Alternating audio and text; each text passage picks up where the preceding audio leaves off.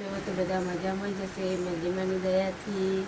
તો આપણે બનાવવાનું છે જમવાનું ને જમવામાં બનાવું છું બેસનના પુડલા। એટલે હું તમને પણ બહુ ભાવે છે અને બેસનના પુડલા બનાવું છું। તો તમે બન્યા રહેજો વિડીયોમાં, હું તમને બતાવીશ।